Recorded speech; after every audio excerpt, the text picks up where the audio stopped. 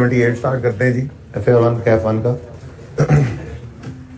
अच्छा, ये नोट हम कल बना रहे थे, मुझे लग रहा है कि मैंने डेप्रिसिएशन को भी इसमें ले लिया था, ऐसे ही है, तो वो मेरी मिस्टेक है। अभी मैंने देखा ये, लेकिन चेंज इन पॉलिसी के नोट के अंदर वो एरर करेक्शन की बात नहीं कर सकते थे हम, इसलिए आप अपने नोट को डेप्रिसिएशन जो लिखा है ना उसको आप काट दें। कल नोट बना रहे थे ना, उसके अंदर हमने क्या देखा, ये हमारी वर्किंग थी। चेंज इन पॉलिसी का इम्पैक्ट ये था, याद है ना आपको, हमने वर्किंग ऐसे बनाई थी दो हिस्सों में। चेंज इन पॉलिसी को मैंने अलग रोका था और डेप्रिसिएशन को अलग रोका था जब ओरिजिनल सवाल किया था। ओरिजिनली जिस दिन सवाल किया था तो हमने इम्पैक्ट ऑन प्रॉफिट की जो वर्किंग बनाई थी उसके अंदर 15, 14 और 13 था। ये वाला इम्पैक्ट था। क्लोजिंग स्टॉक 13 का 1.5 से कम हुआ था तो प्रॉफिट भी कम हो गया था। क्लोजिंग स्टॉक 14 का इंक्रीज हुआ था। इसको क्वेश्चन खोलो ना, क्वेश्चन ओपन कर लें प्लीज। 2.2 से इंक्रीज हुआ था 14 का क्लोजिंग स्टॉक, तो प्रॉफिट भी इंक्रीज हो गया था। ठीक है ना, ये वर्किंग जो की थी हमने जब हमने क्वेश्चन बैंक 2 किया था मोहानी वाला, आज से 10-15 दिन पहले। ठीक है ना, फिर क्लोजिंग स्टॉक 15 का 2.2 से 4 से डिक्रीज हुआ था तो प्रॉफिट भी डिक्रीज हो गया था। फिर अगली बात हमने कही थी कि बस ऑपोजिट है 1.5, साइन लगाओ, फिगर सेम लिख दो, ऑपोजिट इस तरह से। ठीक है, और जब तब वो वर्किंग की थी असल में पहली बार तो इस तरह से की थी 1.5 और ये 3.7 पॉजिटिव और ये 6.2 नेगेटिव, ये लिखकर उसके बाद फिर डेप्रिसिएशन का इम्पैक्ट लिया था। और वो क्या था, कुछ याद है? डेप्रिसिएशन का इम्पैक्ट कुछ याद है?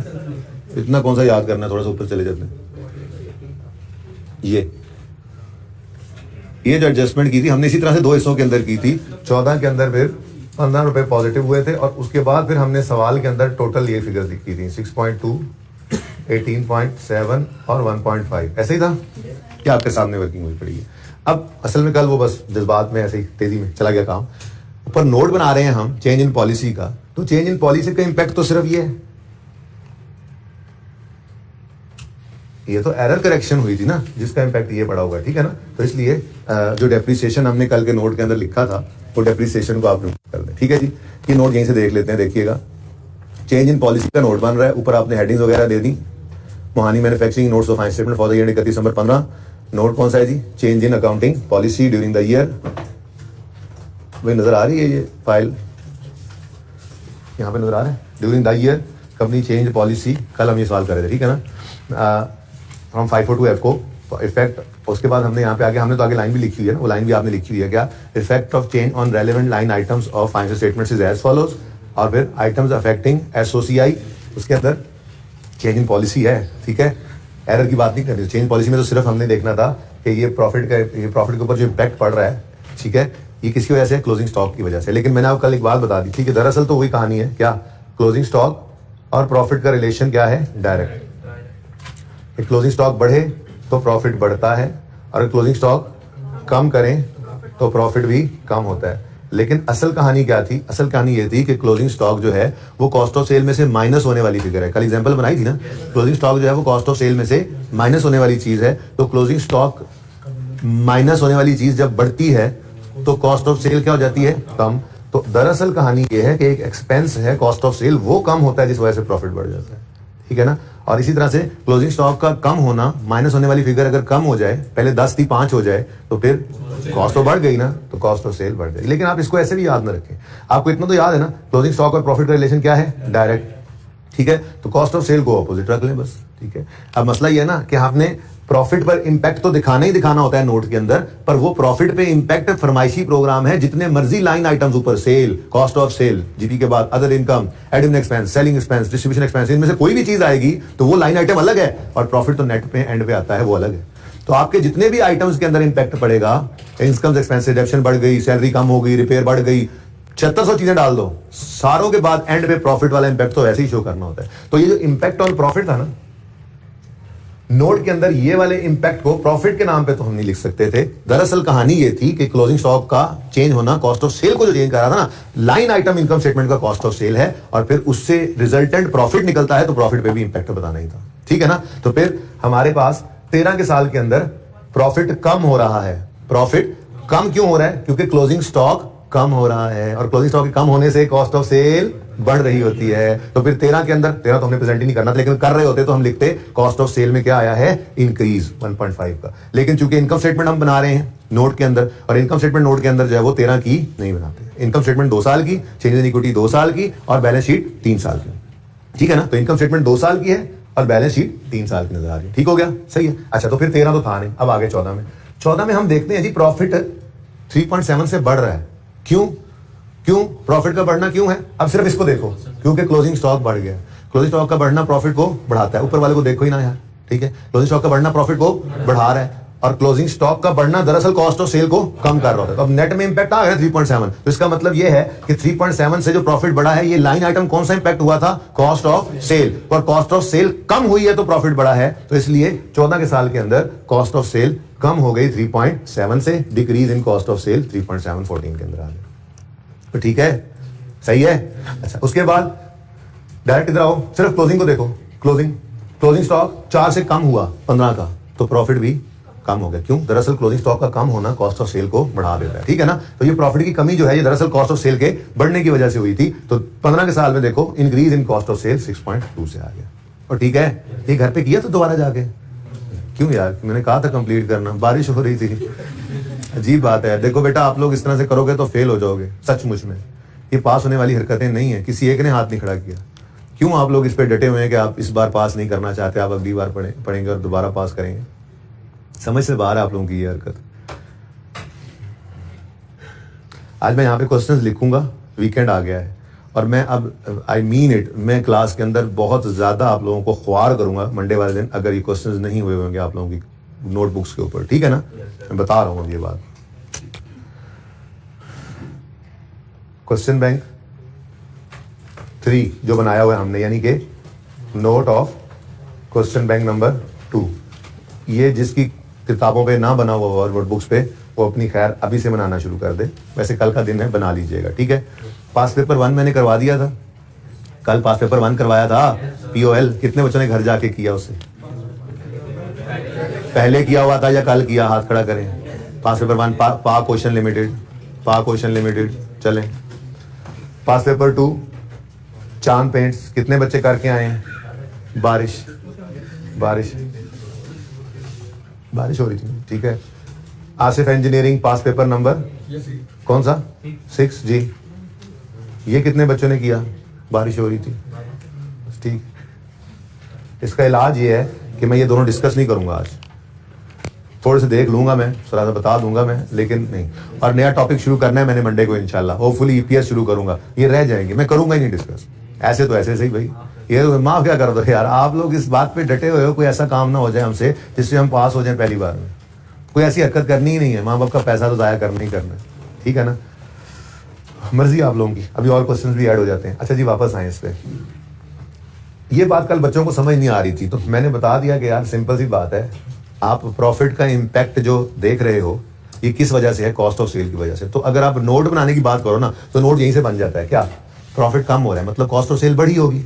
1.5 से कॉस्ट ऑफ सेल बढ़ गई, प्रॉफिट बढ़ रहा है, मतलब कॉस्ट ऑफ सेल। क्योंकि देखो, स्टॉक का इंपैक्ट और किसी चीज पे नहीं आता सिवाय कॉस्ट ऑफ सेल के। तो बोलो, चाहे ओपनिंग स्टॉक हो चाहे क्लोजिंग स्टॉक हो, कहां पड़ा होता है? कॉस्ट ऑफ सेल में ना। ठीक है? तो यहां पर एडजस्टमेंट में सिर्फ स्टॉक पड़ा है, तो ये स्टॉक का इंपैक्ट कॉस्ट ऑफ सेल पे ही आया होगा, इस वजह से प्रॉफिट पे आया होगा। तो हम ऐसे सोच सकते थे अगर पास करना है सिर्फ बच्चे को, तो 3.7 से प्रॉफिट क्या हो रहा है? बढ़ रहा है। प्रॉफिट का बढ़ना दरअसल होगा कॉस्ट ऑफ सेल की कमी की वजह से। कॉस्ट कम हुई तो प्रॉफिट बढ़ा होगा, तो increase in cost of sale, decrease in cost of sale. आगे आए, प्रॉफिट क्या हो रहा है? कम। प्रॉफिट का कम होना कॉस्ट के बढ़ने की वजह से हुआ होगा, तो increase in cost of sale 6.2, ऐसे भी कर सकते थे। बहरहाल एक बात समझ नहीं आ रही थी बच्चों को कि ये 1.5 क्लोजिंग स्टॉक कम हुआ तो हमने कहा कॉस्ट ऑफ सेल बढ़ गई है। अगले साल में ये पॉजिटिव कैसे हो गया? तो भाई देखो, इस साल का क्लोजिंग स्टॉक मिसाल के तौर पे 10 रुपए था, हमने वो कम करके 5 किया, तो इस साल का प्रॉफिट कम हो गया। अब ये जो 10 से 5 पे आया था, यही 5 अगले साल ओपनिंग बन गया। यानी अगर अगले साल पुरानी बात करें तो ओपनिंग 10 बना होगा, जिसको हमने अब कर दिया है 5। अब ओपनिंग स्टॉक होता है ऐड कॉस्ट ऑफ सेल में, तो ऐड होने वाली फिगर अगर कम हो गई तो उसने तो प्रॉफिट को बढ़ाना ही था ना।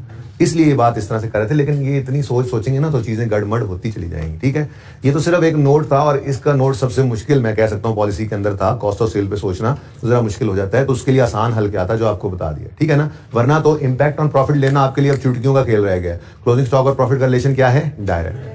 क्लोजिंग स्टॉक बढ़े तो cost of sale, closing stock बढ़े तो प्रॉफिट बढ़ता है, क्लोजिंग स्टॉक कम हो तो प्रॉफिट कम होता है। लेकिन कॉस्ट ऑफ सेल पे इंपैक्ट क्या होगा? दरअसल वो अपोजिट होता है। अब जब आप नोट बनाने की तरफ जाएंगे के अंदर प्रॉफिट तो फरमाइशी प्रोग्राम है, वो तो लाजमी आना ही आना है। आइटम्स अफेक्टिंग एसओसीआई के अंदर सारे लाइन आइटम्स को भी आप प्रेजेंट करते हो, और एंड पे स्टैंडर्ड ने कहा हुआ है फरमाइशी प्रोग्राम प्रॉफिट भी बता दो। बैलेंस शीट के अंदर आप सारे लाइन आइटम्स का भी इंक्रीज डिक्रीज बताते हो, और फरमाइशी प्रोग्राम स्टैंडर्ड का रिटेन्ड अर्निंग्स पे भी इंपैक्ट बता दो। तो रिटेन्ड अर्निंग्स बैलेंस शीट में और प्रॉफिट्स इनकम स्टेटमेंट के आइटम्स के अंदर ये फरमाइशी प्रोग्राम है। ऊपर 10, 12, 15 जितने मर्जी आइटम्स आ जाएं, प्रॉफिट पे एक बार नेट इंपैक्ट बताना पड़ता है। ऊपर 10, 12, 15 जितने मर्जी बैलेंस शीट के आइटम्स आ जाएं, रिटेन्ड अर्निंग्स पे इंपैक्ट उसका अलग से बताना पड़ता है। ठीक है, सही है ना?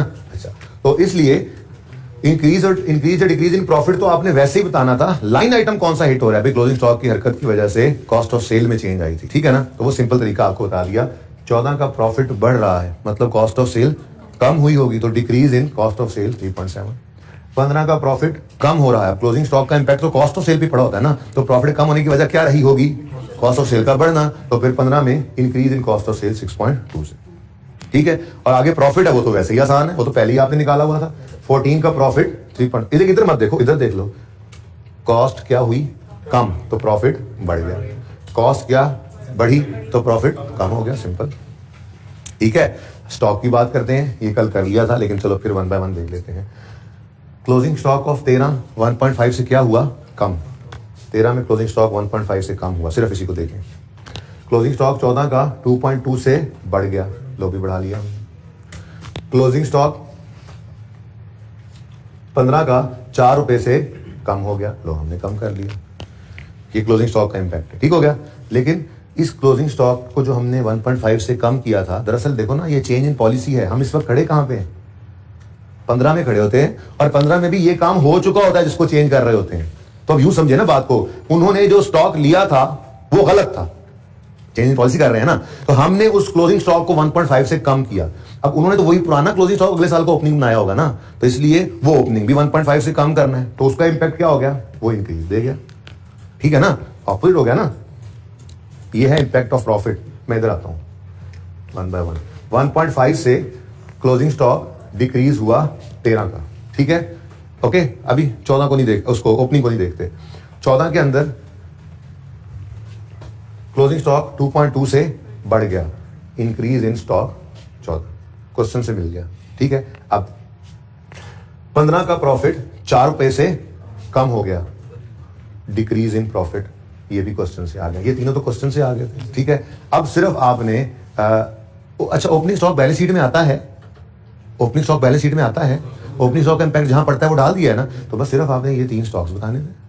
कहां से मिल गया हमें? क्वेश्चन से। देखो ना, बैलेंस शीट के अंदर आपके करंट एसेट्स के अंदर मैं लिख रहा हूं क्लोजिंग स्टॉक, लिखा भी नहीं होता पर बड़ा कौन सा होता है? Closing stock. यानी कि आप 15, 14, 13 की बात करें। ठीक है, तो क्वेश्चन ओपन करूं मैं, अगर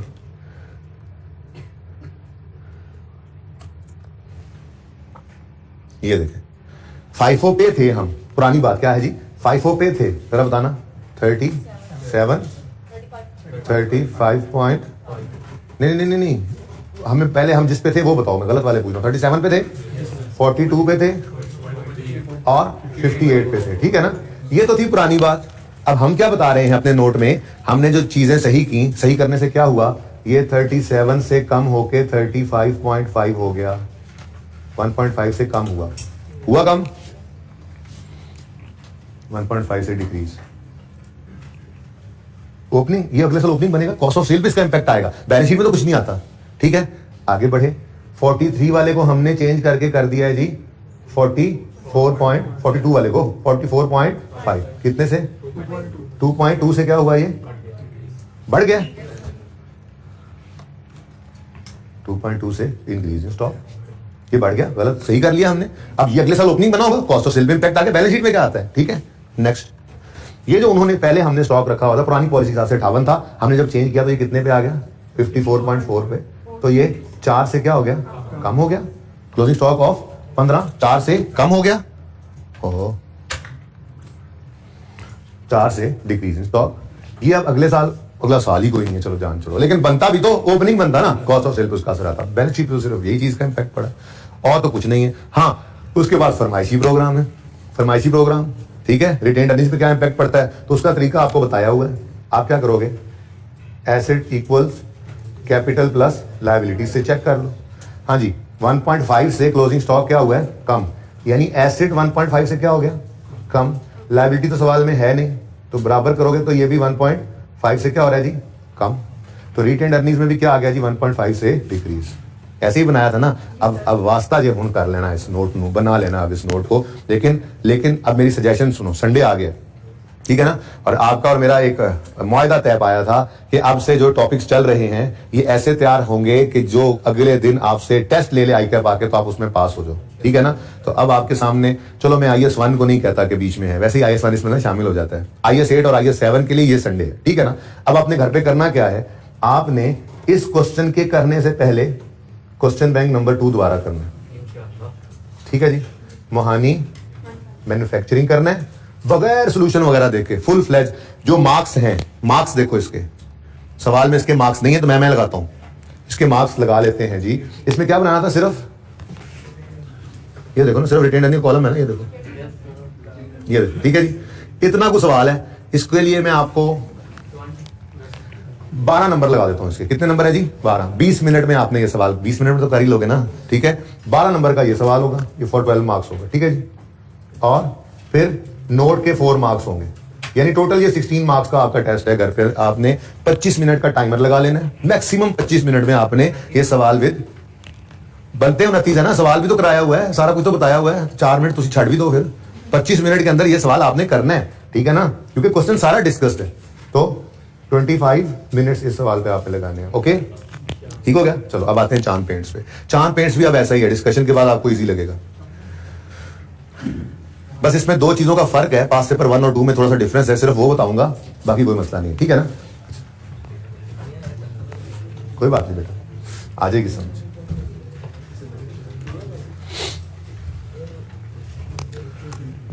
अगर मंडे का दिन भी इन 2 टॉपिक्स में से लग जाए किसी चीज के ऊपर तो कोई गम नहीं है, करते रहो, करके सही आगे जाना है, मसला कोई नहीं, ठीक है ना। इसलिए आपने एफर्ट करनी है, ये नहीं समझना कि नहीं हुआ सर, कर रहे थे, वैसे हो जाना चाहिए था। बहरहाल, चांद paints is engaged in manufacturing of chemicals and paints. In April 16, it was discovered that certain errors had been made in financial statements for year ended 30 June 15. The errors were corrected in 16. The errors were corrected in 16. एक ये line लिखी हुई है, साथ ही ना मैं compare करना चाहूंगा इसको. The mistake was corrected. The mistake was corrected in 14. खड़े किस साल में जी? 14 में ही खड़े थे ना इस सवाल में. देखो ये देखो, चेंज इन इक्विटी बनानी है फॉर द ईयर एंडेड 31. ये भाई पास पेपर 1 की बात कर रहा हूं, पता लग रहा है ना. अच्छा इधर देख लो क्वेश्चन की तरफ. अच्छा इधर देखो, हम खड़े कहां हैं? 14 में. और वो कह रहा है एक मिस्टेक हुई थी 12-13 की जो करेक्ट कर दी हमने 14 में. और यहां पे भी कह रहा है कि हम 16 में खड़े हैं. Check, correction of error note बनाना है फॉर द ईयर एंडेड 2016. ठीक है, और चेंज इन इक्विटी भी बनानी है 2016 की. ठीक है ना, यानी हम कौन से साल में खड़े हैं? 16 में. वहां पे 14 था ना, यहाँ पे 16 आ गया. अच्छा अब 16 में खड़े हैं और चांद पेंट्स में कह रहा है एरर वाज करेक्टेड इन 16. 14 में खड़े हैं, पोल वाले सवाल में कह रहा है मिस्टेक वाज करेक्टेड इन 14. लेकिन दोनों के काउंटिंग ट्रीटमेंट में फर्क है. पास पेपर 1 के अंदर हमने क्या कहा था? ओहो 14 में इसने गलती को सही कर दिया. कल याद आ रहा है 2 साल बनाए थे, मैंने कहा था होना चाहिए था 13 में इस ऑप्शन को सही, गलती से उसने कर दिया है 14 में सही, तो हमने 13 में एंट्री करके 14 में जो उसने किया हुआ था उसको कर दिया था रिवर्स. समझ भी आ गई थी बात. ठीक है, यहां पे अब आप क्या सोचोगे? यहां पे क्या सोचोगे? वो कह रहे हैं जी गलतियों का पता लगा है, 15 में कुछ गलतियां हो गई थी, पता लगा है 16 में, और हमने 16 में उनको सही कर लिया. तो क्या करेंगे हम 15 में भी गलतियां जो हैं परिणाम वाली उस तरह से 2 साल की जैसे ओपन करते हैं वो करके हम उनको भी सही करेंगे और फिर 16 में रिवर्स भी करेंगे? Answer is no. ठीक है, अब इन दोनों सवालों में फर्क क्या था? इन दोनों सवालों के अंदर फर्क था ये वाली line, bye adjusting profit and loss for the year, ये उन्होंने चवल मारी थी। ठीक है जी, ये वाली लाइन, इसको कौन सा कलर करें, इसको कौन सा पर्पल करें? ठीक है जी, नजर नहीं आ रहा? नजर आपकी किताबों में तो नजर आ रहा होगा यार। अच्छा चले, बात समझ आ गई है, बात समझ आ गई, बेटा फजूल मत बोलते रहा करें, बात को रोका भी करें फिर। ठीक है, ये फजूल में जो बच्चे बोलते चले जाते हैं ना, उनकी बात कर रहा हूं। ये जो लाइन है ना, ये गड़बड़ थी असल में। ठीक है, पास्टर बर्नस ने क्या कहा था? 13 की गलती थी, उन्होंने 14 में सही की। वो तो हमेशा ही ऐसे करते आए हैं, हम आईएएस 8 के सारे टॉपिक में यही करते आए हैं कि हम जिस साल में खड़े होते हैं, प्रायर ईयर एरर मतलब क्या है? पिछले साल का एरर है, और सही इस साल में खड़े होके, ये तो हम हमेशा ही ऐसे करते हैं भाई। प्रायर ईयर एरर जो पकड़ा प्रायर ईयर में पकड़ा जाता, तो इस साल में कहां पकड़ा जाता था? वो तो एरर रहता ही ना इस साल में। हम एरर सही करते ही प्रायर ईयर का है, और करते भी इसी साल में खड़े होकर हैं। लेकिन हमारे भी कुछ उसूल हैं, कुछ जवाबित हैं। ठीक है, अगर कल वाले सवाल को ही मैं लिखूं तो क्या हुआ था? इंटीजर था कल सवाल में, डेबिट डेबिट पीपीई क्रेडिट। ठीक है जी, अब जब इस तरह से हम एंट्री करते थे जनरल एंट्री सवाल वाली, तो मैं कहता था क्या करो क्या करो, बैलेंस शीट आइटम्स को उठा लो और एक्सपेंसेस को, इनकम को इग्नोर करो, और दूसरा इंपैक्ट किसको दे देना? क्या मतलब? हम ये एंट्री क्या आगे लिखते थे कि एरर ऑफ 13, या एंट्री ऑफ 13 क्या लिखते होते थे? General entry of 13 standing in 14। तो मैं यूं लिख देता हूं, error of 13 corrected journal entry of 13 error correction standing in 14। ठीक है, ये पहली एंट्री होती थी। और जब दूसरी एंट्री करते थे तो मैंने कहा था क्या है? पीपीई डेबिट डेप्रिसिएशन क्रेडिट, इसको कर लो कॉपी पेस्ट। मतलब इधर आप पीपीई डेबिट करके डेप्रिसिएशन एक्सपेंस क्रेडिट कर सकते हो। अगर जनरल एंट्री सवाल में मांगता तो हम ऐसे करते थे। क्या मतलब? मतलब हम खड़े इसी साल में हैं, हमने पिछले साल की गलती इसी साल में सही करनी होती है, लेकिन इस साल में प्रॉफिट एंड लॉस पिछले साल का अवेलेबल नहीं होता हमारे पास, तो हमें हिट करना पड़ता है रिटेन्ड अर्निंग्स को। तो ठीक है ना, इस तरह से एंट्री क्यों करते थे? मैंने कहा था ये सवाल को पैरों पे खड़ा करने के लिए, वरना तो जितने पिछले साल होते थे जब उनकी जनरल एंट्री होती तो मैंने कहा था कंबाइन कर दो, बैलेंस शीट आइटम उठा लो, क्योंकि बैलेंस शीट हमारे पास होती है, इनकम एक्सपेंसेस को इग्नोर करो, उसका इंपैक्ट किसको दे देना होता है? तो बैलेंसिंग फिगर रिटेन्ड अर्निंग्स डाल दो, वो इंपैक्ट रिटेन्ड अर्निंग्स को चला गया। ठीक है ना, इसका मतलब अगर आप यहां पे खड़े होकर एंट्री ये करें ना, स्टैंडिंग इन 14, ये एंट्री क्या है जी? ये एंट्री क्या है? ये भी लिख दें इधर, general entry of 14 error correction standing in 14। तो ये एंट्री आपने बिल्कुल सुकून से की जी, पीपीई डेबिट और डेप्रीसिएशन एक्सपेंस क्रेडिट। ठीक है, तो स्टैंडिंग इन 14 का एरर तो एक्सपेंस इनकम में डाल सकते हो, लेकिन स्टैंडिंग इन 13 का एरर एक्सपेंस में नहीं डाल सकते, प्रॉफिट एंड लॉस में ये हिट नहीं कर सकते। हमारे भी कुछ उसूल हैं, तो हम हमेशा ही यही करते आए हैं, इस 14 में खड़े होकर 13 की गलती पकड़ी जाए तो उसे 14 में खड़े होकर सही करते हैं, लेकिन 14 के प्रॉफिट एंड लॉस में इनकम एक्सपेंसेस नहीं डाल सकते, रिटेन्ड अर्निंग्स को हिट करते हैं। बात समझे हो? वो तो अलग बात है कि सवाल के अंदर रिटेन्ड अर्निंग्स बनानी ही 2 साल की थी, तो पिछले साल के प्रॉफिट भी सामने नजर आ रहे थे, वहां पे हिट कर दिया। तो ठीक है ना, लेकिन उनको कल मैं रीस्टेटेड लिखना भूल गया था, माजरत सवाल के अंदर दूसरी क्लास में मुझे याद आ गया था। ठीक है, अपना सोल्यूशन ओपन करो ना, मैंने पास पेपर 1 जो करवाया था, इसमें पास पेपर 1 मैंने करवाया था, ओपन करो। इसके अंदर शेयर इक्विटी है, यकम जनवरी 13 पे जो ओपनिंग आ रहा है, उसके बाद जो पहला प्रॉफिट आया 52 माइनस 151 हुआ था ना, इस 51 के आगे रीस्टेटेड लिखो। फिर नीचे क्लोजिंग 31 नंबर 13 का जो आया है वो भी रीस्टेटेड हो गया। ठीक है, हाँ 14 वाले को नहीं करना था, बात समझे हो? 13 ओपनिंग को भी नहीं, मैक्सिमम 3 बार रीस्टेटेड आता, भूल तो नहीं गया ये सेट? स्टेटमेंट इक्विटी के अंदर मैक्सिमम 3 बार रीस्टेटेड आता था। ठीक है ना, एक अगर इससे भी पीछे गलती होती और हम ओपनिंग के नीचे लाइन डाल के कहते प्रायर ईयर एडजस्टमेंट, तो फिर हम ओपनिंग को भी रीस्टेटेड करते, लेकिन यहां पर prior year error, prior year की एडजस्टमेंट नहीं थी। हाँ 13 के साल का प्रॉफिट जो है वो चेंज हुआ, उसके आगे रीस्टेटेड लिखा आपने। फिर 13 की क्लोजिंग रिटेन्ड अर्निंग्स भी चेंज हुई, उसके आगे भी रीस्टेटेड लिख दिया आपने। 14 तो हमारा साल होता था, उसको रीस्टेटेड नहीं लिखते थे। ठीक है ना, याद आ रही है बातें? अच्छा, तो ये मैं कहना चाह रहा था आपको कि पास पेपर 1 में क्या है, पास पेपर 1 में उसने ये गलती क्या की है कि उसने 14 की गलती को 13 की गलती को 14 में सही किया, लेकिन मसला ये है bye adjusting the profit and loss account, profit loss income expense जाते हैं, मतलब उसने ये एंट्री यहां पर कर दी डेबिट एक्सपेंस क्रेडिट, ये नहीं करनी थी असल में, ठीक है ना। तो ये इसलिए हमने इसको क्या किया, रिवर्स कर दिया।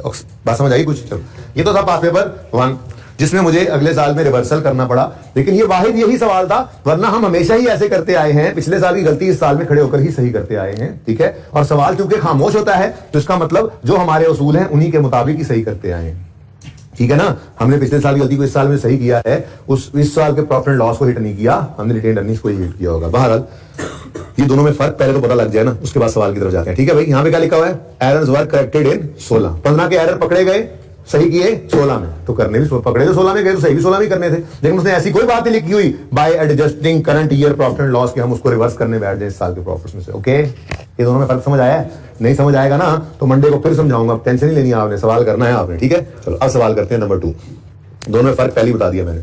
चांद paints is engaged in manufacturing of chemicals and paints. In April 16 it was discovered that certain errors have been made in final statements for the year 15 जो कि ऑडिटेड थी और सरताज के पास पहुंच चुकी हुई हैं। The errors were corrected in 16, the details are as follows। कहता है जी ऑडिटेड फाइनेंशियल स्टेटमेंट्स में ये फिगर्स गई थी और आफ्टर करेक्शन ये फिगर्स हैं, ठीक है।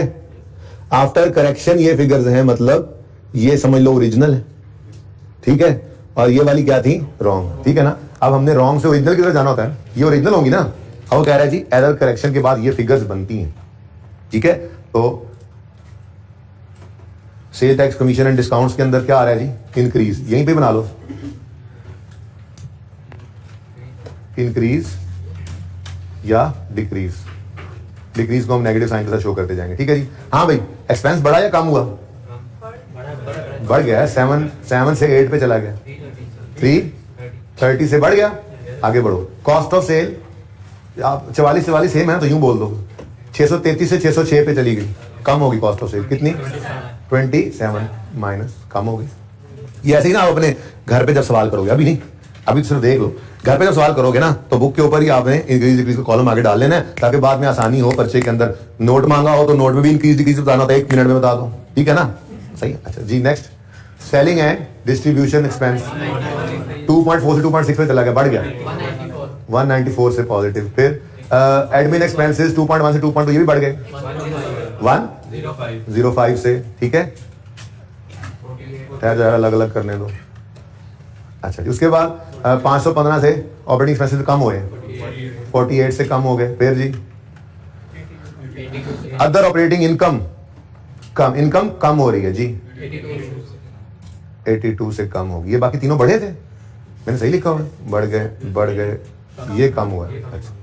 अच्छा बस ये ध्यान रखना होगा, इनकम कम हुई, एक्सपेंस कम हुआ, बस थोड़ा सा ये देख लेना, ठीक है ना। अगर एंट्री करो तो, वैसे एंट्री रिक्वायर्ड नहीं है, लेकिन मैं मंडे को आपसे सवाल डिस्कस करूंगा ना तो मैं इसकी जनरल एंट्री भी कर दूंगा आपको, वो जो हम करते हैं एंट्री, ये कर लो सारा कुछ वो कर लेंगे इंशाल्लाह, ओके। अच्छा जी, नेक्स्ट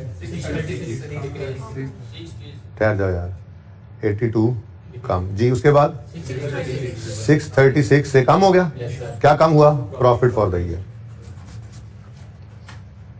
अच्छा, अब ये सारी चीजें ही आपको पता है, एज अ लाइन आइटम हम शो करते हैं नोट के अंदर, तो सब कुछ ही सवाल ने करके दिया हुआ है।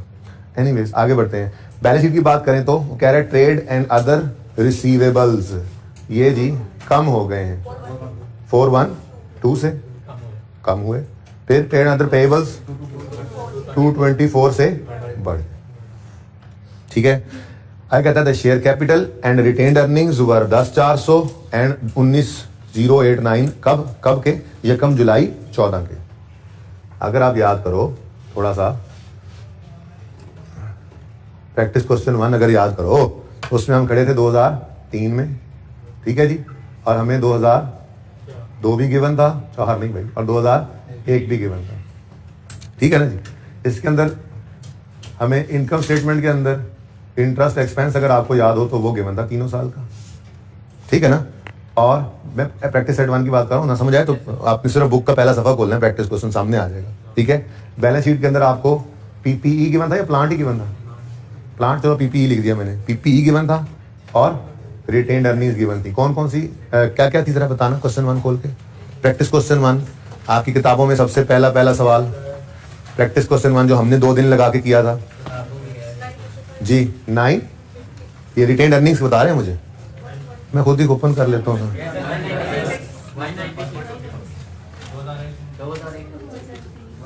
रहने दो यार, बस रहने दो भाई, रहने दो। इतनी सी देर लगनी थी, मैं भी क्या क्या उम्मीद लगाए बैठा था। प्रॉफिट एंड लॉस में इंटरेस्ट भी आया, हमें प्रॉफिट दिया हुआ था, ठीक है। इनकम स्टेटमेंट में हमें डायरेक्ट क्या दिया हुआ था जी, प्रॉफिट, ठीक हो गया। और उसके बाद रिटेन अर्निंग्स ये पूछ रहा था कि इस सवाल में जाना ना पड़े कि 955, 500 और 120। और हमने इन रिटेन अर्निंग्स में से सिर्फ, हम खड़े कहां पे थे, 2003 में, और हमने रिटेन अर्निंग्स उठाई थी ये जो यकम जनवरी 31 दिसंबर 2 या यकम जनवरी 31 दिसंबर 1 या यकम जनवरी 2 की ओपनिंग बनती थी, ठीक है ना।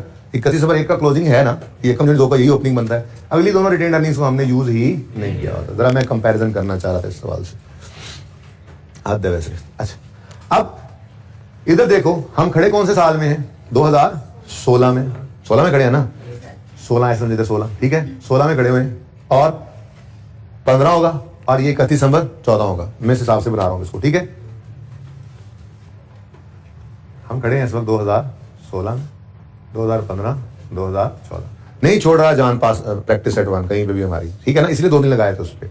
अब वो कह रहा है कि शेयर कैपिटल और रिटेन्ड अर्निंग्स किस दिन के जी, यकम जुलाई 14, ये है असल में 30 जून 14, 30 जून वाला साल है ना, 30 जून 15 और 30 जून 16। अब जो साल यकम जुलाई 13 को शुरू हुआ वो 30 जून 14 में खत्म हुआ, और इसका क्लोजिंग हमारे पास अवेलेबल है रिटेन्ड अर्निंग्स, कितना बता दो जरा, 19089, ये गिवन है सवाल में। 30 जून 14 का क्लोजिंग ही यकम जुलाई 14 का ओपनिंग बनता है, जो 30 जून 15 का क्लोजिंग बनेगा, ठीक है। हमारे लिए सिर्फ ये रेलेवेंट फिगर थी, वो अवेलेबल भी थी। नहीं समझ आई तुम्हें? हाँ, ये समझ, सवाल कर रही नहीं हो आजकल, तुम पढ़ ही नहीं रहे हो वैसे, बाय द वे, ठीक है भाई। 30 जून 14 का क्लोजिंग यकम जुलाई 14 पे ओपनिंग बनेगा ना, 30 जून वाला साल है ना, जो साल यकम जुलाई 13 को शुरू होता है वो खैर से 30 जून 14 पर खत्म हो जाता है। उससे अगला साल फिर यकम जुलाई, ये भी बताना पड़ रहा है इनको, यकम जुलाई 14 को शुरू होता है जो 30 जून 15 पे खत्म होता है, एंड सो ऑन, ठीक है ना। तो ये जो 30 जून 14 का क्लोजिंग बैलेंस है, यही यकम जुलाई 14 का ओपनिंग बनेगा ना, जुलाई वाला साल है। तो यही सवाल कर उसने दिया हुआ था, शेयर कैपिटल भी दिया हुआ था और रिटेन्ड अर्निंग्स भी दी हुई थी, किस दिन की, यकम जुलाई 14 की। बताना ये चाह रहा था कि उसने रिक्वायरमेंट बी के अंदर चेंजेस इन इक्विटी मांगी हुई है। और मैंने इस सवाल के, इस टॉपिक के अंदर आपको ये बताया था कि उसने अगर आपसे चेंज इन इक्विटी मांगी है ना, तो चांद पेंट्स की आपने statement of changes in equity, बताओ जरा कौन से साल की मांगी है, बताओ 31 दिसंबर 16 की मांगी है ना, 30 जून 16 की मांगी है। तो 30 जून 16 की चेंज इन इक्विटी के साथ साथ आपने 15 की बनानी है, चाहे ये सवाल में कहे ना कहे, सिर्फ इस टॉपिक के लिए। इस टॉपिक के अंदर वो कंपैरेटिव मांगे चाहे ना मांगे, मैंने बता दिया था आपको, कंपैरेटिव आपने बनाने होते हैं लाजमी, सिर्फ इस टॉपिक के लिए। वरना हर टॉपिक ऐसा है कि जब तक कंपैरेटिव का कह ना दे आपने नहीं बनाने, ठीक है। तो statement of equity for the year ended 30 जून 16 बनानी है, तो आपने इस तरह से लिखना है, ओपनिंग 2 लाइनें छोड़कर, एहतियातन के हो सकता है कोई पिछले साल की भी एडजस्टमेंट हो, ठीक है ना। उसके बाद फिर अपनी रूटीन वाला क्लोजिंग, और बल्कि यूं लिखा करो, लिखा इधर करो, ओपनिंग लिखकर यहां पे करो, अगर कोई चीज आ जाए तो लिख दी, नहीं तो ना, ऐसी 2 लाइनें खाली पड़ी रहेंगी, ठीक है जी। ओपनिंग बैलेंस, क्लोजिंग बैलेंस और क्लोजिंग, ठीक है ना। फिर मैंने कहा था 30 जून 16 यहां पर लिखोगे, यहां पर लिखोगे 30 जून 15, और यहां पर लिखोगे 30 जून 14 लिख लो, चाहे तो यकम जुलाई 14 लिख लो, और ये डेट ही तो गिवन थी, 30 जून 14 लिखो या यकम जुलाई 14, बात तो एक ही है। ये वाली फिगर हमें गिवन है, अगर इसमें कोई एडजस्टमेंट हुई तो उसको उठा के इधर लिख लेंगे, अगला काम तो हमें जरूरत नहीं होता था, ठीक है ना। फिर यहां पर पैट आता था 15 का, और यहां पर पैट आता था 16 का, ठीक है ना। ये सारी कहानी थी असल में। यानी अगर मैं ये तो मिटा दूं, ऐसे क्या करना, ओह इंक्रीज डिक्रीज भी मिट गए, कंट्रोल जी भी नहीं ना हो सकता यहाँ पे, चले कोई बात नहीं। इधर देखिए, इधर देखिए, इनकम स्टेटमेंट होती है 2 साल की चाहिए, हम 16 में खड़े हैं तो 16 और 15 की होनी चाहिए थी, और बैलेंस शीट में हमें गिवन होना चाहिए 3 साल का डाटा, 16, 15 और 14, ठीक है। अभी फिलहाल मुझे सिर्फ इतना पता लगा कि शेयर कैपिटल जो है 30 जून 14 की बात, ऐसे ही लिख लेते हैं, 30 जून 14, 30 जून 15। ये जिनको समझ नहीं आ रही थी ना उनके लिए मैं कर रहा हूँ सारा काम, लेकिन सवाल मैं फिर भी नहीं कराऊंगा, ठीक है। 16। अच्छा इधर देखना, वो क्या कह रहा है जी कि यकम जुलाई 14 यानी 30 जून 14 की बात है। शेयर कैपिटल कितना है जी 10,400, ठीक है। और retained earnings unappropriate profit, retained earnings 089। आगे उसने नहीं बताया रिटेन्ड अर्निंग्स का। हमें क्या आगे वाली रिटेन्ड अर्निंग्स चाहिए होती हैं? चाहिए नहीं होती।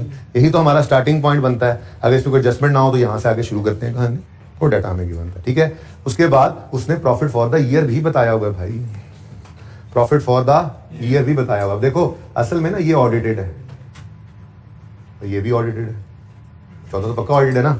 और फिर 16 क्या है, ये ड्राफ्ट चल रहा है, ठीक है। ऐसे ही ये 16 ऊपर, वो भी अब 30 जून वहां नहीं लिख रहा, बस दोबारा क्या लिखना, ये क्या है ड्राफ्ट, और 15 क्या है ऑडिटेड। इस सवाल मैंने वैसे ही बना दिया आपको, ठीक है ना। अब 15 के ऑडिटेड फाइनेंशियल स्टेटमेंट्स में प्रॉफिट कितना आ रहा था 4359।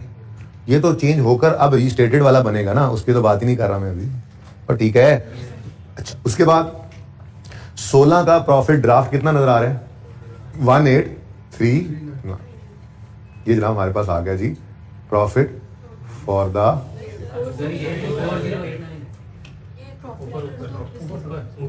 ये 4089, ठीक है जी।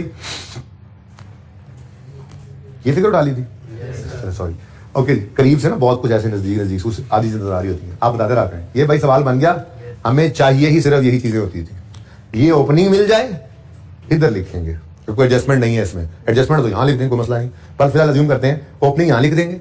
फिर 15 का प्रॉफिट चाहिए गलत वाला, यहाँ लिखेंगे। फिर 16 का प्रॉफिट चाहिए गलत वाला, सही या सही वाला जो भी है यहाँ लिख देंगे, हमारा सवाल खत्म, ठीक है ना। तो जितना डाटा चाहिए था उतना उसने दे दिया, हमें तो इसकी जरूरत होती भी नहीं थी, ठीक है ना। अच्छा अब अगर मैं स्टेटमेंट इक्विटी की बात करूं ना तो ऐसे बन जाए, बहरहाल आगे भी पढ़ लेते हैं। उसके बाद उसने कहा कि ऐसे कैसे आप सुकून से चल रहे हैं, डिविडेंड भी हैं, बरकत के लिए ना हमने डिविडेंड भी रखा हुआ है, ठीक है, ताकि आप थोड़ा सा परेशानी से तो गुजरे। कैश डिविडेंड है, ठीक है, 16 और 15 का। ये नहीं हमारा तरीका ही डिफरेंट है। हम अपना काम करते हैं, तरतीब वही रखते हैं। मैंने होमवर्क मिटा दिया है जी। 16 में खड़े हैं तो 2 साल बना रहे हैं, कौन कौन से 15 और 16। 15 में क्या आएगा जी फाइनल ऑफ 14, इंटरिम ऑफ 15। 16 में फाइनल ऑफ 15, इंटरिम ऑफ 16। 1 2 3 4 अपना तरीका है बस। अब वो क्या कह रहा है इंटरिम ऑफ 15, अपनी लिस्ट देखो, सोचना नहीं है। फिर इंटरिम ऑफ 15 आ रहा है, इंटरिम ऑफ 15 नंबर 2, ठीक है जी। फिर इधर इधर इधर interim of 16, yes this is number 4। फिर फाइनल ऑफ 15, यस नंबर 3, और फाइनल ऑफ 16। चलो शुक्र है कोई इग्नोर भी करना। अब स्टेटमेंट चनी गुटी बननी है 2 साल की, ठीक है ना। ये नंबर 2 ने आना है इधर, नंबर 3 और 4 ने आना है इधर। क्या है सवाल, ठीक है, कुछ भी तो नहीं है, ओके। तो ये सवाल अब आपने करना है। चेंज इन इक्विटी बनाना तो कोई मसला ही नहीं है। क्यों, चेंज इन इक्विटी कितने नंबर की है वैसे, मैं सवाल नहीं ला रहा, कितने नंबर की, और नोट कितने नंबर का, ठीक है। अब चेंज इन इक्विटी के अंदर क्या करना है आपने, देखो 15 के साल की गलती है, उससे पहले कोई बात कर ही नहीं रहा, इसका मतलब बी कॉन्फिडेंट, यहां पर लिखो 19 कितना था 089, यही है ना, लिख दिया आपने। गलत वाले प्रॉफिट उठाओ, सवाल से उठा लेते लेकिन मैंने यहां पे बना दिया आपके लिए, ठीक है। 15 का 4359, 16 का 4089, कम हो गया प्रॉफिट, चले गए जी। उसके बाद कुछ नहीं है बस, उसके बाद तो ये करेक्शन है। अब हर एक को प्लस माइनस करने की कोई जरूरत ही नहीं है। 15 का जो प्रॉफिट था 4359 गलत था ना, उसको जब सही किया, क्यों गलत था, देखो ये प्रॉफिट कैसे निकला होगा, ये सारी इनकम्स एक्सपेंसेस नेट करके, ठीक है ना, बोलो ये सारे इनकम्स एक्सपेंसेस नेट करके प्रॉफिट ये आया होगा ना, ठीक है। और इन सारे इनकम एक्सपेंसेस में गलतियां थी, वो गलतियां सही करके हमने सही प्रॉफिट ये निकाल लिया। तो तो मैं तो ये कह रहा हूं कि करेक्टेड प्रॉफिट है, देखो करेक्टेड प्रॉफिट है तो आप एज इट इज 3723 निकाल कर लिख दो ना, तब भी बिल्कुल ठीक है। लेकिन आप जिद करो नहीं नहीं हमने तो एडजस्टमेंट्स दिखानी है, तो फिर बहुत भी एडजस्टमेंट दिखानी है ना, बहुत ज्यादा भी फर्क दिखाना है, तो इंक्रीज या डिक्रीज वाला जो प्रॉफिट का इम्पैक्ट है ना, सिर्फ वो दिखा दो यार। तकलीफ है आपको, आप चाह रहे हो ना कि हम जैसे सवाल करते थे बिल्कुल वैसे ही ये सवाल भी करें। हमने गलत प्रॉफिट उठाया है 15 का, उसे सही करना है, तो बताओ भाई 636 से डिक्रीज हो गया आपका प्रॉफिट, ठीक है ना। अब यहां पे आप माइनस कर दो 636, ठीक है, तो आंसर आ गया 3723। आप जिद पे अड़ गए नहीं हमें तो एक एक का फर्क बताना है, क्योंकि इनकम एक्सपेंसेस आप अलग अलग से पोस्ट करना आपको आदत थी ना, तो फिर सारे डिफरेंसेस निकालो। अच्छा ये दोबारा निकालने पड़ेंगे भाई, मैं गलती से मिटा गया, जरा जल्दी से आप लोगों ने कैलकुलेट करके लिख ही लिए होंगे कहीं ना कहीं जी। ये क्या जी 3 क्या था, अच्छा फिर 4727, अच्छा क्लियरली बोले, पहले मैंने मिटा दिया एक बार जी। 194 भी सही से बोलना था ना, 190 ये क्या होता है, पॉजिटिव नेगेटिव 105 पॉजिटिव, फिर 48 नेगेटिव 82, ठीक है जी, नेगेटिव है ओके। और ये आ गया जी हमारा प्रॉफिट 636। आप देखो इनका सबका नेट करके देख लो, यही आएगा, जरा नेट कर तो लो जरा वैसे।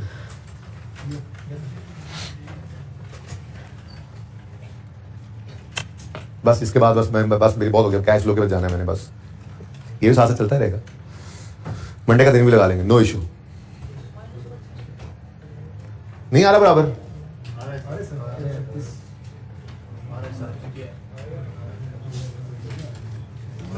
थोड़ा ध्यान से देखना पड़ेगा। अब इधर देखो, मैं बताता हूं, इधर देखो भाई, देखो प्लीज, इनकम बढ़ी है, इनकम के बढ़ने से प्रॉफिट नहीं है, इनकम ये सेल्स टैक्स है, कमीशंस हैं, डिस्काउंट्स हैं, ये एक्सपेंसेस हैं भाई, ठीक है। तो एक्सपेंसेस बढ़ने से प्रॉफिट हो जाएगा कम। असल में प्रॉफिट का इंपैक्ट ऐसे नजर आएगा, बात समझे हो। तो एक्सपेंस बढ़ने से प्रॉफिट क्या हो गया, कम। अच्छा अब मैं वो काम करने लगा हूं जो आपने पर्चे में नहीं करना, 4359 है गलत प्रॉफिट, पर्चे में ये नहीं करना प्लीज, ठीक है। अब वन बाय वन देखे तो रिवीजन तो हो जाए। वो जैसे हम करते थे एंट्रीज करने के बाद, एक्सपेंस बढ़ा तो प्रॉफिट कम कर दो, एक्सपेंस कम हो प्रॉफिट बढ़ा दो, इनकम बढ़ी तो प्रॉफिट बढ़ गया, इनकम कम हुई तो प्रॉफिट कम कर दो, सही है ना। वो काम करना है। लेट मी बैठ ऑन द कुर्सी, शुरू हो जाओ। हाँ जी, एक्सपेंस है, sale tax commission discount expense है, एक्सपेंस बढ़ा है कम हुआ है, एक्सपेंस के बढ़ने से प्रॉफिट कम, 330 से प्रॉफिट कम हो गया। आगे बढ़ो, कॉस्ट ऑफ सेल भी क्या है, एक्सपेंस, एक्सपेंस क्या हो रहा है, कम, एक्सपेंस का कम होना प्रॉफिट को बढ़ा देगा, +27। फिर मैं ना यहां से ऑनवर्ड आपको टोटल करवाऊंगा, वो 636 निकलेगा। छोड़ो इस बात को फिलहाल, आगे बढ़ो।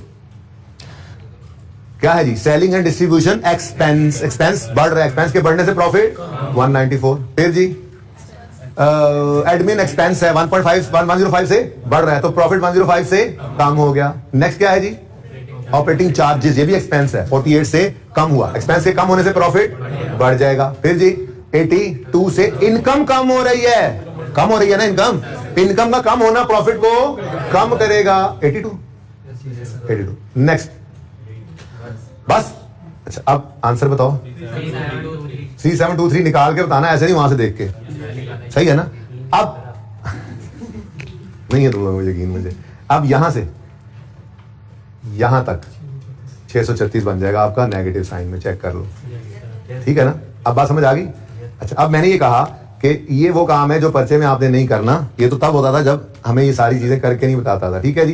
तो सबसे पहली बात तो ये है, पर्चे में सियाने बच्चे ये करेक्टेड को ही उठा लेंगे, कह तो रहे हैं हर चीज के फर्क के बाद ये 3723 आया, लेकिन कोई जिद कर इस जिद पे अड़ा हुआ ना कि हमने पुरानी तरतीब को नहीं छोड़ना, गलत प्रॉफिट को सही करना है, तो ये गलत प्रॉफिट उठाओ और 636 का इंपैक्ट डाल दो उस पर डायरेक्ट, कि 636 से प्रॉफिट नेट में इंपैक्ट हो गया। ये काम करने ना बैठ जाना पर्चे में, ठीक है ना। तो statement of change in equity बनाने के लिए फिर कोई मसला नहीं है। आगे क्या है जी, 2 ही डिविडेंड है, यहाँ पे 2 ही डिविडेंड है। कौन सा वाला, नंबर 2 वाला, ये है जी कैश डिविडेंड है, सारे ही कैश, शुक्र, कैश डिविडेंड और 5% है। तो यहां पे आया आप और आपने इंटरिम लिखना है तो लिख लो यार, इंटरिम डिविडेंड ऑफ 15 है, ठीक है जी, और कैश है कितने %। अब इसको लगाना किस पे होता है, शेयर कैपिटल का बैलेंस 10400 आ रहा था सवाल के अंदर, शायद इसीलिए इसने दिया था। तो 10400 का 5% जी 520, और भाई कुछ नहीं 19089 एक मिनट 190893723 लेकिन ये डिविडेंड एंट्री क्या थी? Dividend debit. ये ना रिटेन्ड अर्निंग्स का कॉलम, ओनली रिटेन्ड अर्निंग्स का कॉलम बन रहा है, ठीक है ना? तो डिविडेंड डेबिट हो गया रिटेन्ड अर्निंग्स में और डिविडेंड पेएबल क्रेडिट। अच्छा जी, उसके बाद क्लोजिंग बैलेंस आ गया कितना? 22292। ठीक है जी। अब इधर देखो, ये प्रॉफिट जो ऑडिटेड फाइनेंशियल स्टेटमेंट्स में नजर आया था, ऑडिटेड में वो कितना था? 4329। हमारी इन करेक्शंस की वजह से चेंज हो गया, रीस्टेटमेंट। ठीक है जी। उसके बाद ये क्लोजिंग भी रीस्टेट हो, ठीक है जी। लेकिन ओपनिंग में कुछ असर नहीं पड़ा हुआ, ठीक हो गया, सही है। अब 16 के साल में कोई गलती है प्रॉफिट? ये गलती कंफ्यूज करती है आपको पिछले सवाल से जो मैंने इतनी देर पहले बहस की ना। हाँ, क्या कहते? अच्छा करना तो था 636 प्रॉफिट 15 के में माइनस, उन्होंने 16 के वाले में माइनस कर दिया तो रिवर्स करो। ये बात आप सोच सकते, तो इसलिए मैंने इतनी बहस करके आपको दोनों में फर्क बताया कि क्वेश्चन 1 के अंदर क्या है। वो कह रहा है कि 15 की वो गलती थी, मैं 15-16 ही बोल दूं, ऐसी तरह 15-16 बोल दूं आसानी के लिए। गलती थी 15 की, कर दी 16 के प्रॉफिट्स में एडजस्ट। तो हम कहते ओहो 15 के प्रॉफिट्स को सही करो और 16 में जो गलती सही कर बैठे उसको रिवर्स करो। ये बात ऐसी होती, लेकिन इस सवाल में ऐसी कोई बात नहीं कर रहा। वो कह रहा था एरर्स वर करेक्टेड इन 16। अभी कोई बात ऐसी नहीं लिखी हुई bye adjusting profit and loss account of 16, इसलिए ऐसी कोई असम्पशन आपको लेने की जरूरत नहीं है। 15 की गलती तो हमेशा 16 में ही सही करते आए हैं भाई, इसीलिए तो नोट बना रहे हैं, करेक्शन ऑफ एरर का नोट बना रहे हैं, बता रहे हैं उनको, रीसेटेड लिख रहे हैं। क्यों? क्योंकि 15 गुजर चुका था हाथों से, यूजर के पास पड़ा हुआ है, तो उसकी गलती को 16 में ही बैठ के सही कर रहे हैं, तभी तो change in correction of error का नोट बना के उसको बता रहे हैं और रीस्टेटेड वगैरह लिख रहे हैं, तो करते ही 16 में है। हाँ, गलती तब होती कि ये 636 का माइनस होना यहां पे कर देते, ये हम नहीं कर सकते, ये हम नहीं कर सकते। क्लियर है ये बात भाई? सही है। तो इसका मतलब ये भाई साहब तो एज इट इज उठ के इधर आ गए, ठीक है जी। भाई आप क्लोज हो जाओ। अब यहां पे 2 डिविडेंड्स हैं, ठीक है जी, 2 हैं, दोनों ही कैश हैं। पहले है 5%, सॉरी 10, ये 10%, दोनों ही 10%, सुभान अल्लाह। और शेयर कैपिटल भी नहीं बदला, आसान सवाल था, ठीक है। तो एक फाइनल है, लिख तो देना कम से कम, नंबर अच्छे खासे है ना। 10% इंटरम में 10% फाइनल है, तो पहले फाइनल, क्योंकि फाइनल ऑफ 15 है और इंटरम ऑफ 16 है, तो पहले final of 15, final dividend of 15 cash ही है। और अल्हम्दुलिल्लाह शेयर कैपिटल चेंज कोई नहीं हुआ। हाँ, यहाँ बोनस इशू हो जाता ना, तो फिर यहाँ पे इशू हो जाता है, यहाँ बोनस इशू होता तो यहाँ पे इशू हो जाता। क्या मतलब? आपको कैपिटल बढ़ाना पड़ना था। बहरहाल अभी कुछ नहीं हुआ। 10,400 का 10% जी, 1040 retained earning debit, dividend payable credit. उसके बाद उसी जगह दे दो यार, इंटरिम डिविडेंड ऑफ, यार वैसे मैंने सवाल करा दिया था, नोट तो नहीं बनवाया, नोट तो नहीं ना बनवाया जी, लेकिन आपको तो चेक करना है मैंने रजिस्टर्स पे। 10,400 ही अगेन और 10% ही है 1040, ठीक है जी। और क्लोजिंग क्या आ गया? तो चेक कर लो, 241। अब बुक से चेक कर लो यार, ठीक है, देख लो ना यार, तब कह रहा हूँ देख लो, मैं नहीं देख के आना घर से। अच्छा सही है। अच्छा, अब पहली वाली रिक्वायरमेंट की तरफ आते हैं। वो क्या है? नोट।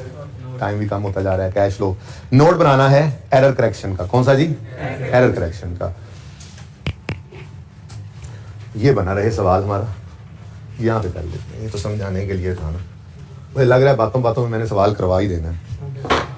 चलो सिर्फ बेस बनाता हूँ इसकी, ठीक है ना। आपने क्या लिखना है जी? Chand paints notes to the financial statements for the year ended. अच्छा, अब आप लिखोगे सबसे पहले हेडिंग क्या है जी? Correction of error note. Prior year error ही होता है, लिख दो ना लिखो, ठीक है ना, लिख दो ज़्यादा बेहतर है। बहरहाल नोट प्रायर ईयर का होता है, इसलिए तो मैंने कहा था कि करंट ईयर को ही रिमूव कर देना है। बहरहाल आपने अंग्रेजियाँ लिखनी है, ठीक है। फॉलोइंग एरर्स वर फाउंड है जी, और इंग्लिश लिखोगे आप।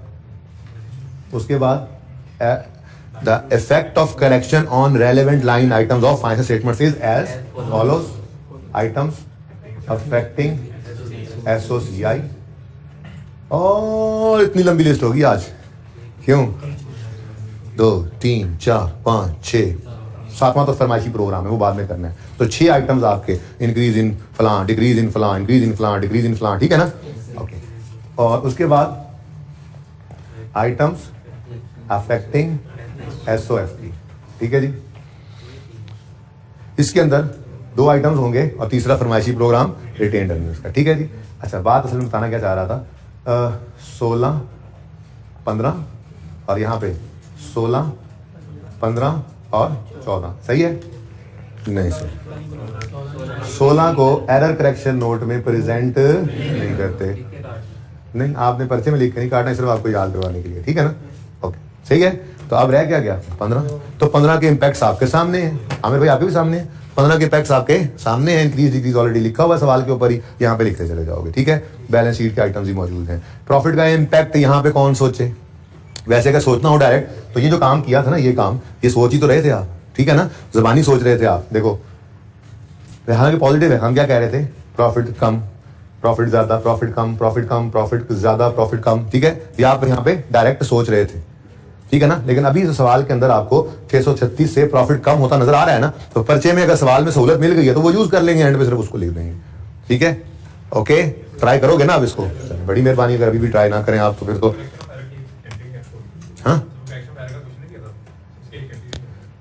हाँ रहती है, मुझे पता है। मैं घर जा रहे हैं सवेरे, जो मर गया तो माफ कर देना, जिंदा रहते पढ़ा देंगे इंशाल्लाह, ठीक है। आई विल इंशाल्लाह। यार यहाँ होमवर्क लिखा था अच्छा वाला, question bank number 2 Mohani, question bank 3, इसका नोट, इन दोनों के टोटल मार्क्स कितने थे,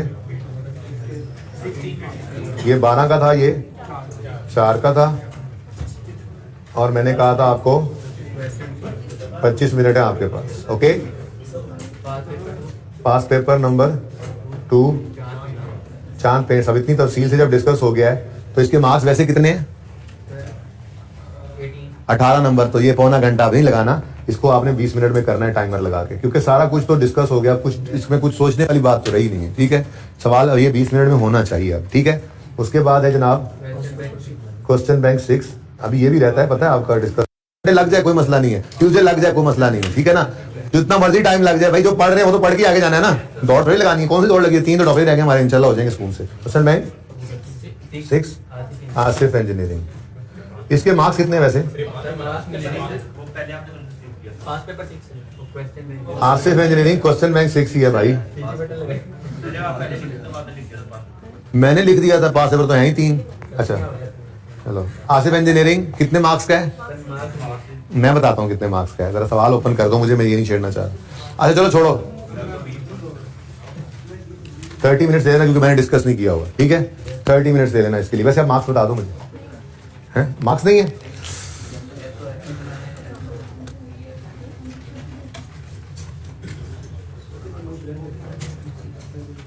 बैलेंस शीट बनानी है, इनकम स्टेटमेंट बनानी है, चेंज इन इक्विटी बनानी है। यार नोट तो बनाना ही नहीं है, वो नो चलो ठीक है, आधा घंटा ज्यादा ही है वैसे, चलो ठीक है, आधा घंटा लगा लो, खैर ओके। चलिए जी आ जाए आप, ये तो सारे का सारा होमवर्क था IAS 8 से, ठीक है जी। अब IAS 7 की तरफ आ जाएं, MCQs ओपन कर लें। अभी IAS 7 का टेस्ट भी डिस्कस होने से रहता है, सही है। चलो, जालिब इंडस्ट्रीज वाला क्वेश्चन हो गया था, टेस्ट था 23 नंबर का, कितने बच्चों ने टेस्ट दिया, आसान था मुश्किल था टेस्ट, वैसे वो मैं अपने लोग मुश्किल ही बना रही सवाल, लेकिन टेस्ट जी डिस्कस कर दूंगा। ये जो अभी रिसेंट हुआ है क्ले पाकिस्तान, इससे पिछला टेस्ट, और जालिब इंडस्ट्रीज, ये डिस्कस होना है। ये संडे जो आ गया है, MCQs पे आओ।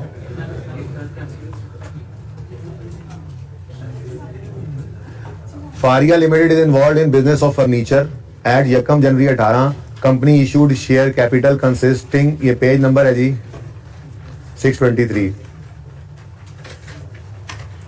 असल में ना पास पेपर में तो अब हमने कुछ छोड़ा नहीं है कैश फ्लो के अंदर, तो ऐसे टेस्ट के अंदर ही अब ऐसी चीजें आ सकती हैं ना, ठीक है। तो पास पेपर सारे ही कर लिए थे, एक तो छोटे छोटे सवाल रहते हैं, जरूरत महसूस करूंगा तो उन्हें भी डिस्कस कर लूंगा। लेकिन अब IAS 8 में वापस चले गए थे, कैश फ्लो भूल तो नहीं गए, इतना घुमाऊंगा इन 2-3 टॉपिक्स में भी आपको कि ये सारे ही आपको याद हो जाएंगे कट्टे कट्टे, ठीक है ना। जैसे वो 5 का 5 इकट्ठा रहा था, जान ही नहीं छूट रही थी एंड तक सारों से, ऐसे ही कोशिश मेरी यही रहेगी कि correction of error IS1 IS8 IS7 ये कट्ठे कट्ठे घूमते फिरते रहें, ताकि आप लोगों को ये भी लगे कि बस ये एक ही था यार, एक ही था। ऐसे ना हो कि वो तो भूल गए तो नहीं क्या था। ऐसे सुने, यकम जनवरी 18 पे company issued share capital consisting of 50,000 rupee 1 share. ये जो लिखा होता है ऐसे 50,000 रुपी 1, 50,000 रुपी 1 ये है नंबर ऑफ शेयर्स। 50,000 क्या है जी, क्वांटिटी, और रुपी 1 जो है ये इसकी फेस वैल्यू है, ठीक है। तो लिख लो इसको इसी तरह से, 50,000 क्या है जी क्वांटिटी, और रुपी 1 जो लिखा हुआ ये फेस वैल्यू है। इस तरह से जब भी लिखा हो ना बात ऐसी होती है, ठीक है। क्या कह रहा है वो, ये शेयर कैपिटल इशू किया है कंसिस्टिंग ऑफ रुपीज 50,000 नहीं लिखा हुआ, consisting of 50,000 rupee 1 shares. 50,000 share issue किए हैं जिसकी रुपी 1 जिसकी फेस वैल्यू हर एक की कितनी है, 1 रुपया, ठीक है। आगे कहता है during year company has made a bonus issue of 1 for 5। अच्छा, सारी लंबी कहानी करके एंड पे क्या कहता है, what is the impact of bonus issue on cash flow of business. ऊपर वाली बात फिर ऐसे ही थी, वो बात फजूल में लिखी हुई थी। अगर रिक्वायरमेंट पढ़ो तो पहला पैरा तो वैसे ही था, एंड पे क्या लिख दिया उसने, 18 के दौरान ही उन्होंने क्या किया जी, बोनस इशू किया है। और यार क्या परेशान होके बैठ गए हो। अच्छा, कितने बच्चों ने ये अटेम्प्ट किए हैं MCQs। अच्छा, क्या परेशान होके बैठ गए हो, मुझे बताओ बोनस इशू की एंट्री क्या होती है, retained earnings debit, share capital credit. तो कितना कैश डेबिट हुआ, कितना कैश डेबिट हुआ, कितना कैश क्रेडिट हुआ। तो कैश फ्लो में तो कैश का आना कैश का जाना ही नजर आता है, तो कैश फ्लो में तो इसका कोई इंपैक्ट नहीं पड़ेगा। बात समझ रहे हो। हाँ, हम अपने लेजर बनाते हुए रिटेन्ड अर्निंग्स का लेजर डेबिट करके कैपिटल का लेजर क्रेडिट कर देंगे, ताकि कैश में कोई इंपैक्ट जाने भी ना पाए इनका। अगर वो एंट्री ना लिखे और शेयर कैपिटल के अकाउंट में बैलेंस वगैरह निकालें तो कैश तो ज्यादा आ जाएगा, मतलब कैश फ्लो में बोनस शेयर दे रहे हैं। नहीं, तो मतलब वैसे कैश फ्लो के ऊपर इसका कोई इंपैक्ट वो ये नहीं आ रहा। कैश फ्लो बनाने वाले सवाल के अंदर इसका क्या इंपैक्ट होगा, आपके लेजर में आएगा या नहीं आएगा, वो भाई आपसे पूछ रहा है क्या बोनस कैश फ्लो स्टेटमेंट में आते हैं नजर। Answer is no. Cash flow statement में तो कैश का आना कैश का जाना नजर आएगा। बोनस शेयर्स तो retained earnings debit, share capital credit entry करते हैं हम, इसमें तो ना कैश डेबिट हो रहा है ना कैश क्रेडिट हो रहा है। अब रिक्वायरमेंट्स इसके ऑप्शंस पढ़ते हैं। What is the impact of bonus on, जी इंपैक्ट ऑफ बोनस पूछ रहा है ऑन कैश फ्लोज। बिजनेस के कैश फ्लोज पे क्या इंपैक्ट होगा, decrease in cash flow from operating, no. Increase in cash flow from financing, हाँ ये लग रहा था increase in cash flow. Cash flow कोई नहीं आता, ओनर घर से पैसे नहीं लाते, वो सिर्फ मुंह बना के लाते हैं अपना, हम उनको मुफ्त में शेयर्स बांट के वापस भेज देते हैं, ठीक है ना। तो इसलिए कैश इनफ्लो नहीं है, बी भी नहीं है। C, no impact, yes this is the correct option. Increase in cash generated from operations, no no no. Question number 2 और सही है। नंबर 2 जल्दी कर जल्दी। A company has incurred a loss of, कितने MCQs, कितने बच्चों ने MCQs अटेम्प्ट किए हैं, कैसे रहे MCQs, आसान थे, वाह। लास्ट वाले जो मुश्किल है ना उधर जब। अच्छा यार, कितने बच्चों ने अटेम्प्ट किए हैं, सारे MCQs वाक करके सारे MCQs। मैं इन बच्चों को ये फेवर करता हूँ कि जिन क्वेश्चन में इनको मसला आया है मैं सिर्फ वो आंसर करता हूँ, बाकी फिर मैं देखूंगा मंडे को करने या नहीं करने। जी अच्छा बेटा बोलो, आप सबसे पहले आप बोलो कौन से सवाल में मसला है, जल्दी जल्दी, सिर्फ 2 से 4 मिनट रह गए, अब ये भी इलीगल टाइम चल रहा है, जल्दी करो। 8वां और 11वां, उससे पहले भाई किसी का 8वां पहला आया, 8 से पहले वाला तो कोई नहीं है। नंबर 8 यानी कि 1 से 7 तक कोई मसला नहीं है। जिन बच्चों ने MCQs किए हैं मैं सिर्फ उनसे बात कर रहा हूं, बाकी मुझे अच्छे नहीं लग रहे हैं। अच्छा 1 से 7 तक कोई मसला नहीं, 7 में भी है, इसलिए कह रहे थे। एक बार इधर आगे में चला गया ना, वापस नहीं जाऊंगा फिर मैं। नंबर 7 भी पढ़ लो, सुन लो please. Which 2 of the following are considered as inflows in a company statement of cash flows. Bonus shares, ये तो इनफ्लो नहीं होते। बोनस शेयर्स अभी एंट्री बोली है। बोनस शेयर्स की एंट्री क्या होती है, रिटेन्ड अर्निंग्स डेबिट या शेयर प्रीमियम डेबिट कर लो, जो मर्जी कर लो, ठीक है, लेकिन कैश डेबिट नहीं होता, कैश क्रेडिट नहीं होता। बोनस शेयर्स में कैश इन्वॉल्व ही नहीं है, ठीक है, तो ये तो नहीं है। B, decrease in account receivable. बेटा अगर अकाउंट रिसीवेबल डेटर कम हो तो मतलब कैश ही आ रहा होता है ना, कि आप ये कहोगे सारी बैड डेट हो गई, नहीं, ठीक है ना। नॉर्मल समेशन क्या है, कैश इनफ्लो होता है, बिल्कुल ये तो होगा। इंक्रीज इन इन्वेंट्री, बेटा ये कब कहा जा रहा है कि कैश बढ़ना जरूरी है, वो कह रहा था सवाल में पढ़ो ना, which two of the following are, हाँ सही, sorry, are considered as inflows. Inflows है तो इन्वेंट्री अगर बढ़ रही हो तो इन्वेंट्री के बढ़ने से तो कैश उल्टा पे होना है। इन्वेंट्री खरीदने के लिए तो कैश आपको पे करना पड़ेगा ना, तो ये तो आउटफ्लो है, इनफ्लो नहीं है।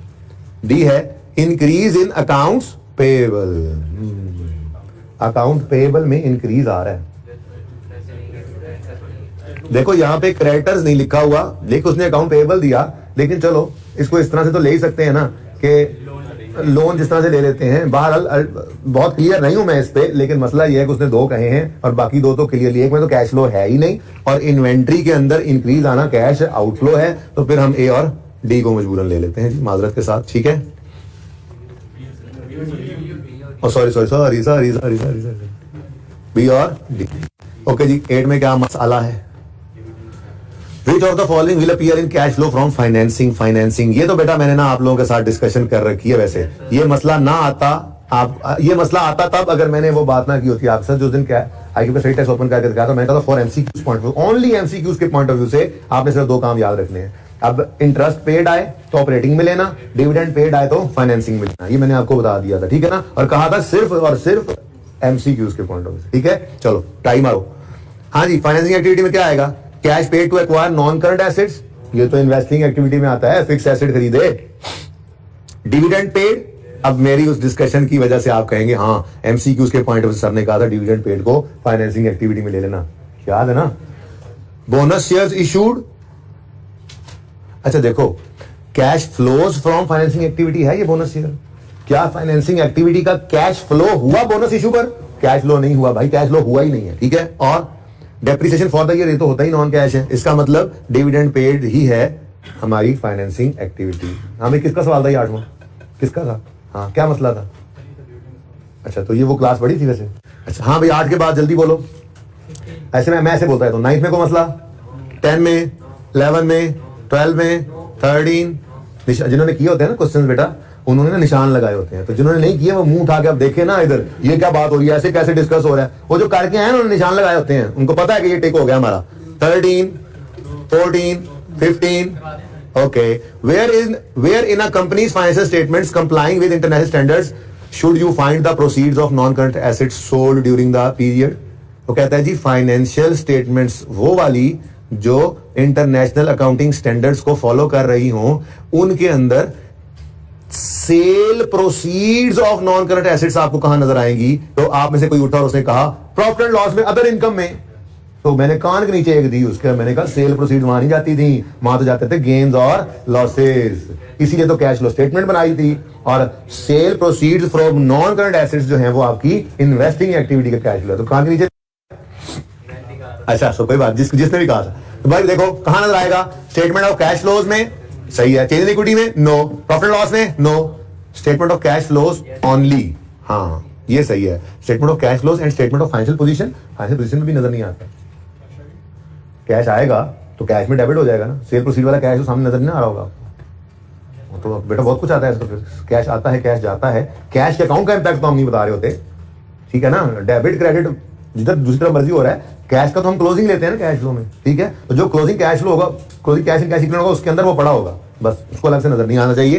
तो मतलब वो यही कह रहा था कि सेल प्रोसीड्स का लफ्ज कहां नजर आता है, यानी कि वो फिगर आपने 100 रुपए का एसेट बेचा, कैश के लेजर में वो 100 रुपए नजर आ रहा होगा, बैलेंस शीट में कैश नजर आ रहा था, क्या वही 100 रुपए पड़ा होगा? नहीं। क्वेश्चन इज वो 100 रुपए जो sale proceeds on fix asset था वो कहां नजर आएगा? वो कैश फ्लो के अंदर, सिर्फ कैश फ्लो के अंदर, सिर्फ और सिर्फ कैश फ्लो के अंदर इन्वेस्टिंग एक्टिविटी में नजर आएगा आपको इनफ्लो के तौर पर, ठीक है। पता नहीं अब मैं सही बोल रहा हूं या गलत, आंसर चेक करते रहो साथ साथ। यही था, डी ही था। चलो चलो जी, अब वक्त हुआ खत्म, तो 16 से ऑनवर्ड शुरू करेंगे। और इधर देखो IS 7 के ऑल MCQs तो थे ही, अब मतलब ऑल MCQs अब 15 से ऑनवर्ड्स हैं, ठीक है ना। और क्वेश्चन बैंक जो है ना इसका IS 7 का, उसके क्वेश्चन बड़ा अरसा हो गया हमने लिए नहीं है, तो वो उदास हो गया है। ओह MCQs दोबारा खुल गए भाई, ये मुझे तस्वीर खींच के भेजनी है, टीए को भेज देना ना, ठीक है।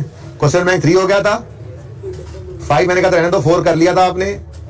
ये जो जनाब हॉट सॉस भी हो चुका है 6, मैं डिस्कस कोई चीज नहीं करनी जब तक आप लोग नहीं पूछेंगे इन सवालों में। ये मत समझना सारे सवाल मैं करवा रहा हूँ। आप सवाल करें, क्वेश्चन है मुझसे पूछें, वरना प्रेप लीव में बैठे होंगे, क्वेश्चन सामने आएगा, उसको समझ नहीं आएगी, मैं भी नहीं मिलूंगा। इसलिए जो क्वेश्चन देता हूँ मैं कर लिया करो। क्वेटा टैक्स क्वेश्चन बैंक 7 ये कर लेना, ठीक है। बस मरदान आप कर चुके हैं। क्वेटा टैक्स एमसी आई के क्वेश्चन बैंक कौन सा है जी? 7 क्वेटा टैक्स, ठीक है जी। मरदान सॉफ्टवेयर 8 आप कर चुके हैं। जिंदगी रही तो कल मिलेंगे। अल्लाह हाफिज।